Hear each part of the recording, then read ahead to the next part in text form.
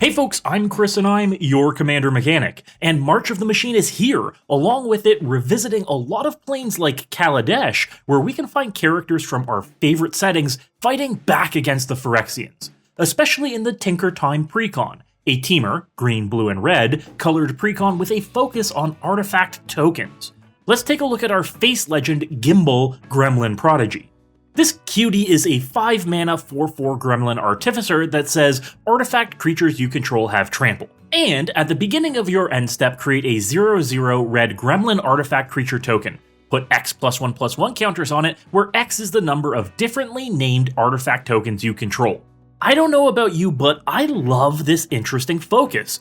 Gimbal is similar to the recent Urza Chief Artificer in making tokens and caring about artifacts, but a specific focus on artifact tokens and diversifying the type of tokens you make is extremely unique. It's kind of like an inverse Brutaclad, where Brutaclad takes your tokens and makes them all one kind of token. Gimbal wants you to be making as many different tokens as possible. There's a lot of potential here, and a lot within the deck that really helps point in this direction that really speaks to me. But Gimbal isn't our only new commander. We're also seeing the return of the beloved pairing of Rashmi and Ragavan, two names that may sound familiar if you play Eternal formats. Well, they're teaming up to make a 4-mana 2/4 elf monkey, and they say, whenever you cast your first spell each of your turns, exile the top card of target opponent's library and create a treasure token.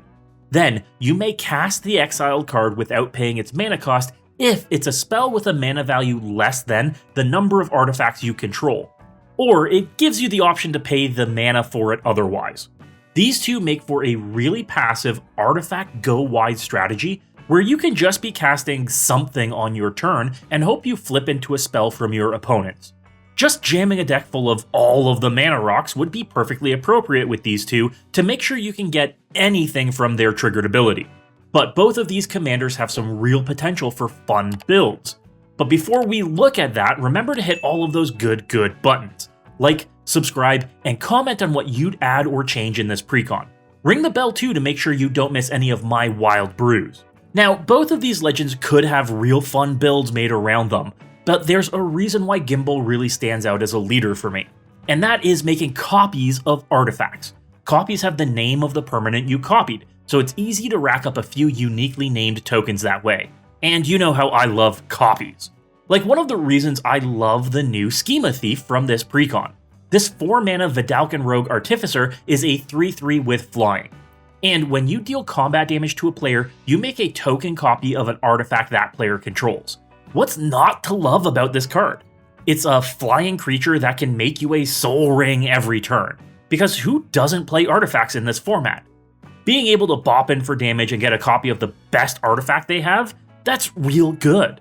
Speaking of real good, we've got another treasure hater coming in the form of Pain Distributor, a 3-mana 2/3 Devil Citizen with Menace.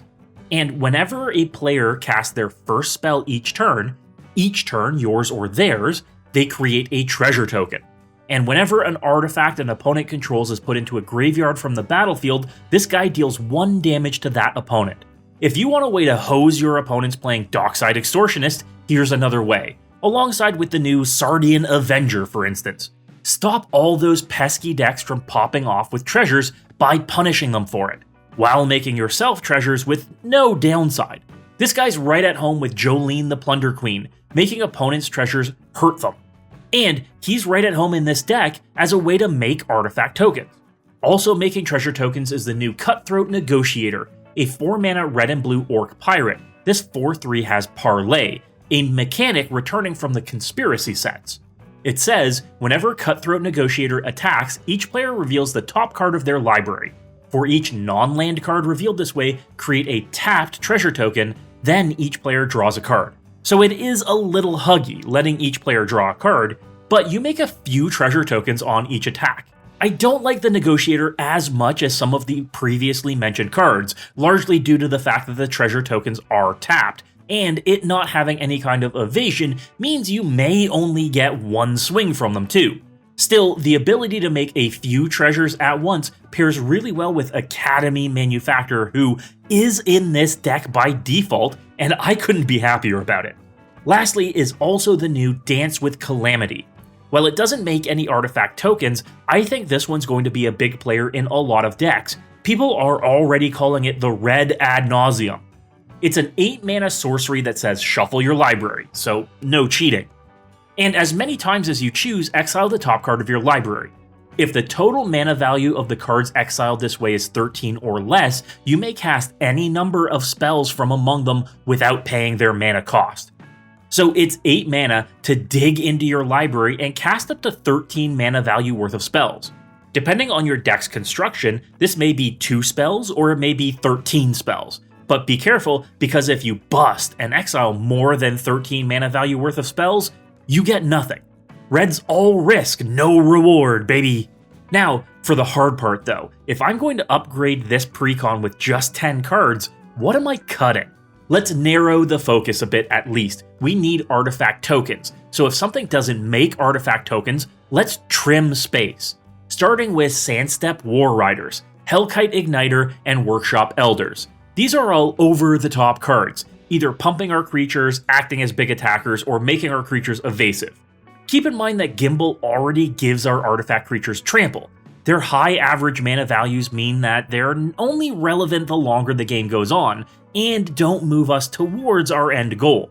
Then there's Reverse Engineer, Crack Open, and Root Out. 3 sorceries that do make artifact tokens, but not at the frequency or volume we really want. We absolutely can replace these with more ongoing token generation or card draw options. I'd also like to cut Path of the Animus, Fractured Power Stone, and Ichor Elixir.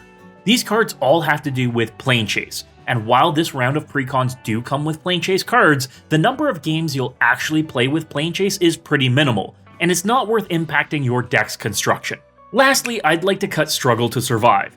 This instant has some utility in blasting a creature for damage equal to the number of lands we control, and being able to force all players to shuffle their graveyards into their library. But it doesn't really do anything we want to be doing in the deck. It's a bit of a utility that, in actuality, we can get on a land like Scavenger Ground. Not worth an actual slot in the list. Now then, with room for 10 cards made in the deck, what would I recommend we add? Well, let's look at repeatable token generation. We want to make sure that we have, at least, at all times, a clue, a treasure, and a food, as they're the easiest tokens to create. So let's start with clues. Here I really like Tamio's Journal. Not only does it investigate at the beginning of your upkeep, but later we can use extra clues generated to just go tutor for something. While it does cost 5 mana, it is actually really good, and in combination with Academy Manufactor, already in the list, it can be getting us a tutor like every other turn almost. There's also the very simple ongoing investigation. This 2 mana enchantment just makes us a clue whenever one or more creatures we control connects with an opponent. And, if we need to, we can exile creatures from our yard to gain us some life. Repeatable and easy to trigger clue generation. Now, if we easily want to be creating all 3 of a clue, a food, and a treasure, there's an enchantment in Fey Offering that does all 3.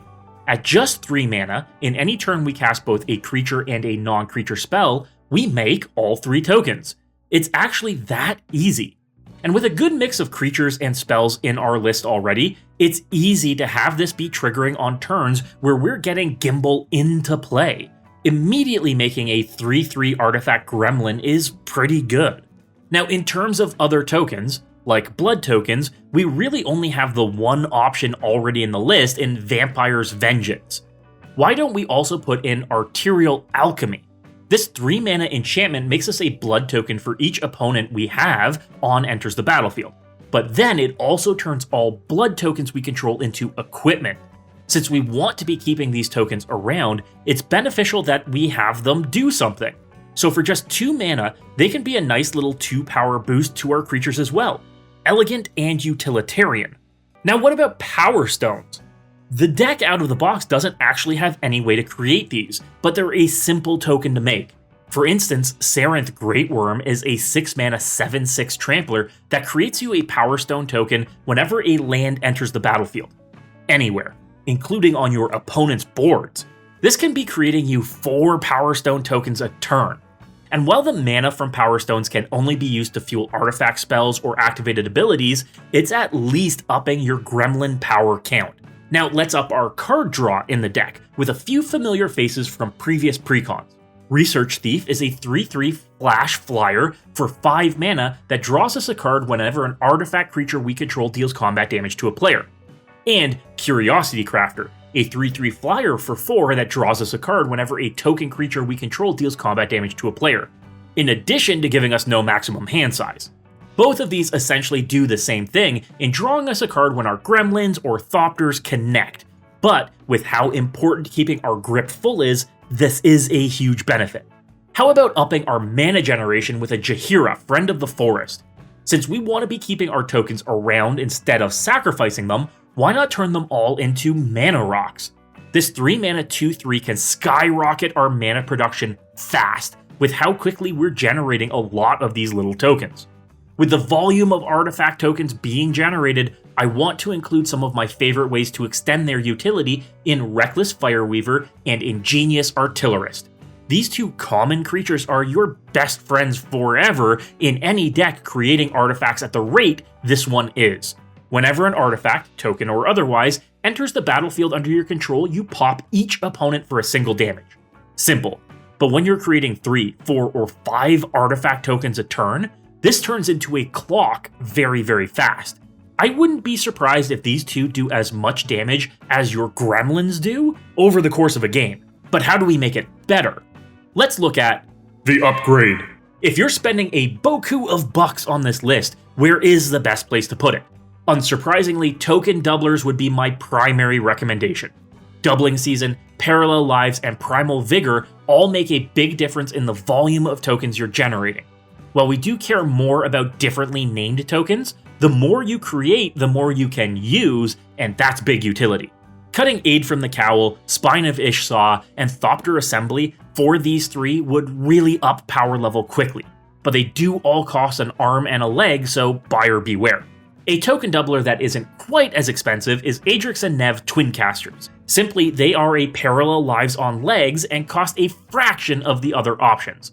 This is a great add over Vidalcan Humiliator since they fall at the same mana value.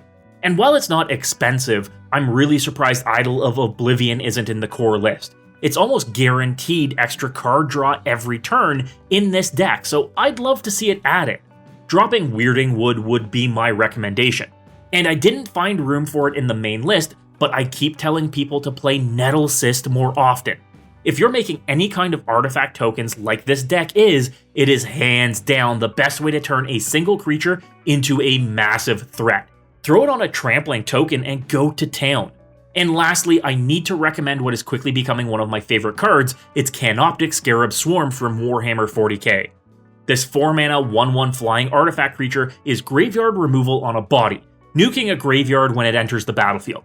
But it also makes you a 1/1 flying insect artifact creature token for each land and artifact exiled this way, adding to your unique tokens named and giving you a swarm of evasive bugs. Notably, if your graveyard is filled with more artifacts and lands than an opponent's, you can target yourself. Neat! Have this replace Sharding Sphinx to help bring your mana curve down quite a bit. And be sure now to let me know in the comments how impressed you are by the out-of-the-box Tinkertime list, and comment with what you feel are the best additions to the deck. If you've been inspired to upgrade, be sure to hit that subscribe button. Check out these other Precon upgrade guides, and as always folks, good luck and have fun.